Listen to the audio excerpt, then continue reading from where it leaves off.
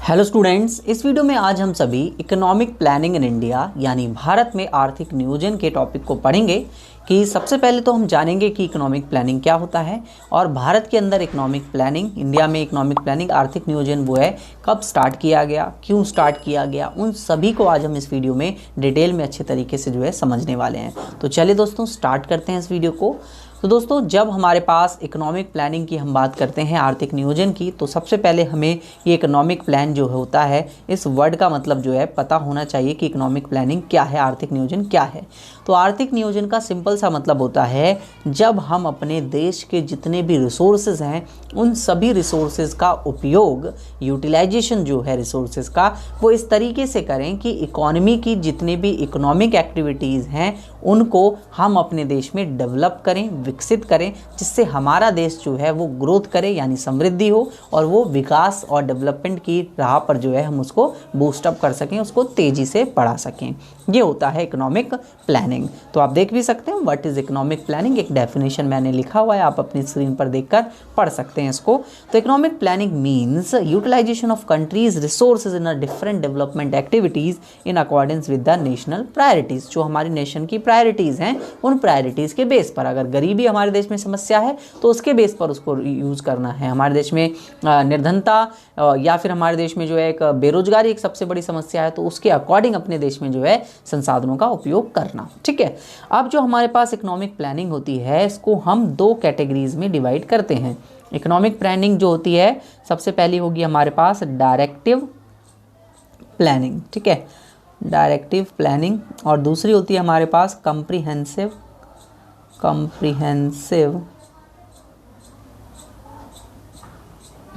ठीक है प्लानिंग। तो हमारे पास जब हम बात करते हैं डायरेक्टिव प्लानिंग की, तो डायरेक्टिव प्लानिंग का सिंपल सा मतलब होता है जिसे हम हिंदी में निर्देशात्मक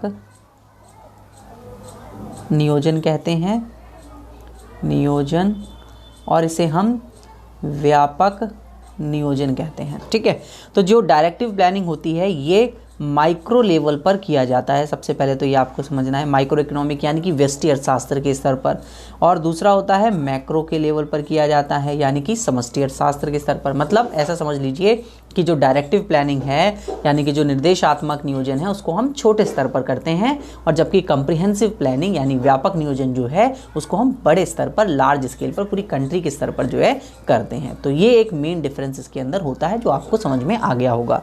अब हम जब बात करते हैं डायरेक्टिव की, तो यहाँ पर हम सारी इकोनॉमी को, प्राइवेट सेक्टर या फिर हम कह सकते हैं फ्री इकोनॉमी को छोड़ देते हैं, और इकोनॉमी जो है अपने आप ऑटोमेटिकली चीज़ों को एडजस्ट करती है डिमांड और सप्लाई के बेस पर, यानी मांग और पूर्ति, कितनी चीज़ें खरीदी जा रही हैं इकोनॉमी के अंदर, कितनी चीज़ें अर्थव्यवस्था के अंदर बेची जा रही हैं, उसके हिसाब से ऑटोमेटिकली इकोनॉमी जो है फ्री चलती है। यहाँ पर कोई भी कंट्रोल गवर्नमेंट का नहीं होता। बट जब हम कॉम्प्रिहेंसिव प्लानिंग की बात करते हैं, व्यापक नियोजन की बात करते हैं, तो इसके अंदर इकोनॉमी में जो कंट्रोल्स हैं वो होते हैं गवर्नमेंट के पास, और गवर्नमेंट जो है यहाँ पर अच्छे तरीके से इकोनॉमी को एक प्लान तरीके से जो है चलाती है। तो जहाँ पर हम एक मिक्स्ड इकोनॉमी की बात करते हैं कि मिक्स्ड इकोनॉमी में जहाँ पर प्राइवेट सेक्टर भी है, पब्लिक सेक्टर भी है, दोनों मिलकर डिसीजंस लेते हैं और इकोनॉमी को ग्रो करते हैं। बट जब हम डायरेक्टिव प्लानिंग की बात करते हैं तो वहाँ पर प्राइवेट सेक्टर ज़्यादा एक्टिव होता है। प्राइवेट सेक्टर जो है वो सभी का डिसीजंस लेता है कि किस तरीके से इकोनॉमी को जो है ग्रो करना है। तो आपको समझ में आया होगा कि जो प्लानिंग है इकोनॉमी की, अर्थव्यवस्था की जो नियोजन होता है उसको हमने दो कैटेगरीज में डिवाइड किया हुआ है। अब हम समझेंगे कि इंडिया ने इसमें से किसको जो है अडॉप्ट किया है। तो अब आप एक बात और समझ लीजिए कि जो फर्स्ट प्लानिंग का आइडिया है वो यूनाइटेड स्टेट्स, सोवियत संघ जो हमारा है पूरा यूनियन है, उसके साथ हमने मिलकर जो है वो लिया, और 1928 में ये जो है आइडिया इंडिया में लिया गया। ठीक है, क्लियर है, यहाँ तक आपको समझ में आया होगा। अब हम बात करते हैं कि भारत में जो नियोजन है उसका आगमन कब हुआ, यानी कि amendment of the planning in India, India में इकोनॉमिक प्लानिंग कब स्टार्ट की गई। देखिए आपको पता होगा कि इंडिया जो है 1947 में आज़ाद हुआ था, ये तो सभी भारतीयों को पता होगा, सभी इंडियंस को। तो 1947 में जब हम आज़ाद हुए उसके बाद हमें अपनी इकोनॉमी को इकोनॉमिकल तौर पे और लॉ और रूल्स एंड रेगुलेशंस ये सभी अपने इकोनॉमी के लिए बनाने थे, अपनी अर्थव्यवस्था अपने देश के लिए बनाने थे। तो हमने कॉन्स्टिट्यूशन कॉन्स्टिट्यूशन बनाया, अपना संविधान बनाया। फिर इसके बाद आ जाती है कि ये तो लॉ एंड ऑर्डर हमने अपनी इकॉनमी के अंदर बना लिया। फिर नेक्स्ट हमें अपनी इकॉनमी में इकोनॉमिक डेवलपमेंट करना है। इकोनॉमिक डेवलपमेंट के लिए एक बढ़िया इकोनॉमिक पॉलिसी बनानी है, आर्थिक नीति बनानी है। तो उसके लिए हमने 1950 में जो है प्लानिंग कमीशन को बनाया। ठीक है, प्लानिंग कमीशन को जो है एस्टैब्लिश किया गया। ठीक है, नीति आयोग, नीति आयोग या नियोजन आयोग। ठीक है, क्लियर है, सिंपल। फिर हमने जो है नियोजन आयोग बनाया और आज के वक्त में ये भी बता देता हूँ मैं, 2015 में इसका नाम जो है अब नीति आयोग रख दिया गया है। ठीक है, आयोग, ठीक है, नीति, यहाँ पर ये नियोजन आयोग था, नियोजन आयोग, और अब इसका नाम नीति आयोग हो चुका है। और हिंदी में भी नीति आयोग और इंग्लिश में भी नीति आयोग कहते हैं।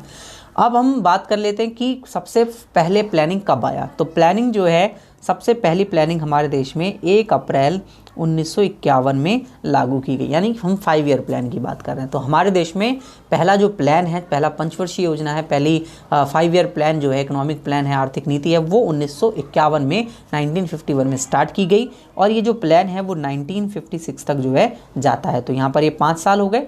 फिर नेक्स्ट एक और हमारे पास 5 ईयर प्लान आता है 1956 से 1961 तक, और फिर 1961 से 1966 तक। ये 3 लगातार हमारे पास 5 ईयर प्लान्स थे। ठीक है, बट हमारे देश में इन 3 5 ईयर प्लान के बाद 1966 से 67, 67 से 1967 से 68, 68 से 69, यानी कि इन 3 सालों में तीन कंटिन्यूसली 1 ईयर प्लान बनाए गए।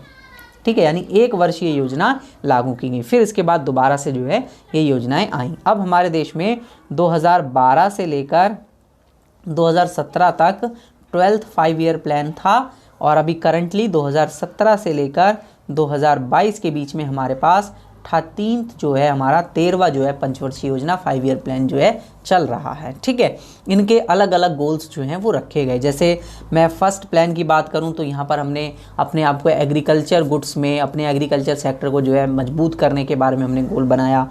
सेकंड में हमारे पास जो है 1956 से जो 61 आया, उसमें हमने गोल रखा कि इकॉनमी के अंदर इंडस्ट्रियल ग्रोथ हम करेंगे, इंडस्ट्रीज़ को डेवलप करेंगे अपने देश में। तो इस तरीके से डिफरेंट गोल्स जो है रखे जाते हैं, और इकोनॉमिक प्लान जो है वो जब से स्टार्ट किया गया, ये आपको समझ में आ गया होगा।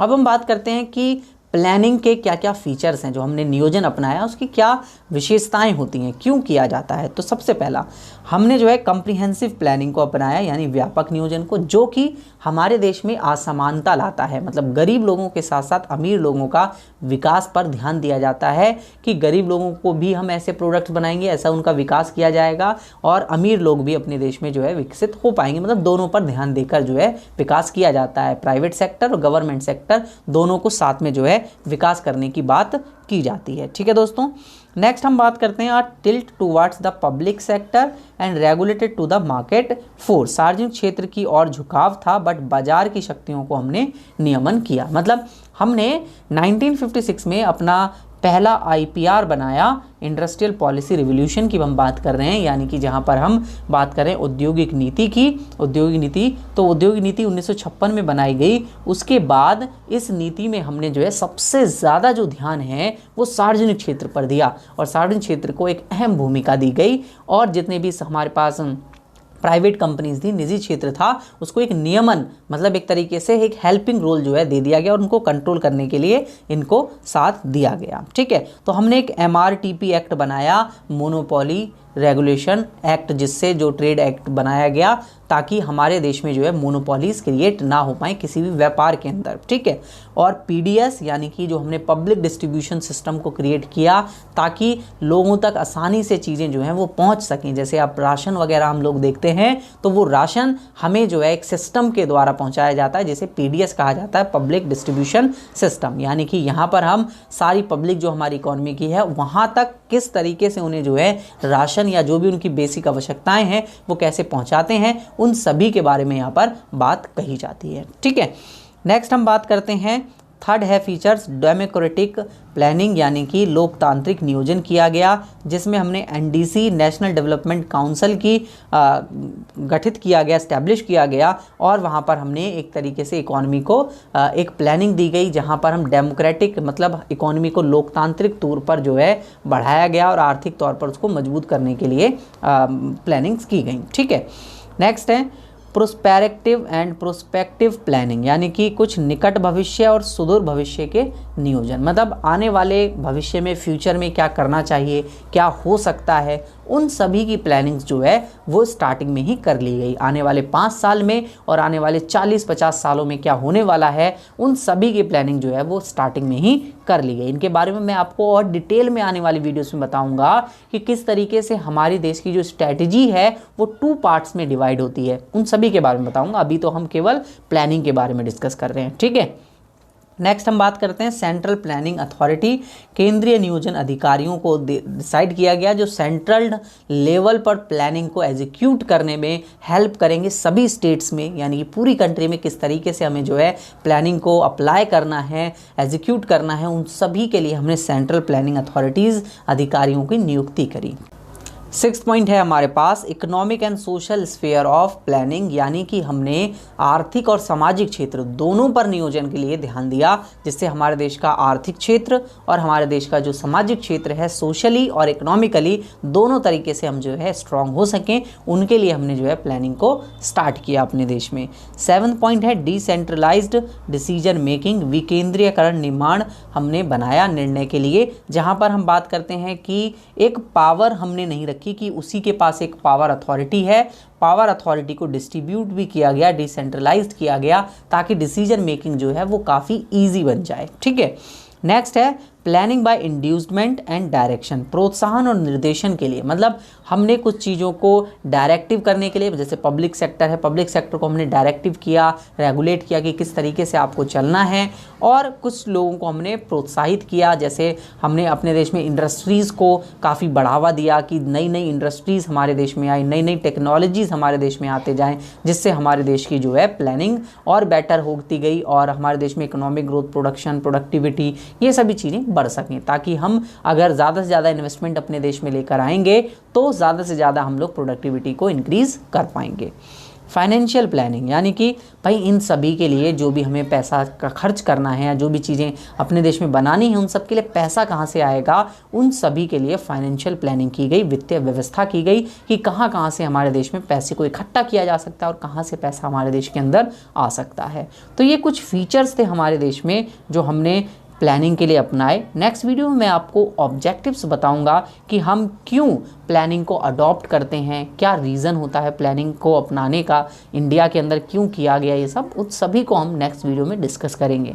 अगर आपको ये वीडियो अच्छी लगी हो और आपको इसी तरीके से फुल कोर्सेज को ज्वाइन करना हो तो आप जो है उस टॉप क्लासेज ऐप को डाउनलोड कर सकते हैं, लिंक डिस्क्रिप्शन में दिया हुआ है। आप मुझे इस नंबर पर कांटेक्ट कर लीजिए अगर आपको कोई इन्फॉर्मेशन चाहिए हो कोर्स के रिगार्डिंग, कोर्स कैसे मिलते हैं, क्या होता है कोर्सेज में, सारी डिटेल, सारी इन्फॉर्मेशन मैं आपको जो है प्रोवाइड कर दूंगा। अगर आपको कोई क्वेरी है तो ज़रूर कांटेक्ट कीजिएगा। अगर आपको ये वीडियो अच्छी लगी हो तो अपने सभी दोस्तों के साथ इस वीडियो को शेयर ज़रूर करिएगा और अभी कमेंट करके बताइए आपको नेक्स्ट टॉपिक किस टॉपिक पर वीडियो चाहिए। और अगर आपको मेरी वीडियोज़ अच्छी लगती हो तो वीडियो को लाइक ज़रूर करें और मेरे चैनल को सब्सक्राइब ज़रूर कर लीजिए, क्योंकि इसी तरीके की वीडियोज़ मैं आप सभी के लिए बनाता रहता हूँ। वीडियो देखने के लिए धन्यवाद। अगले वीडियो में मिलते हैं।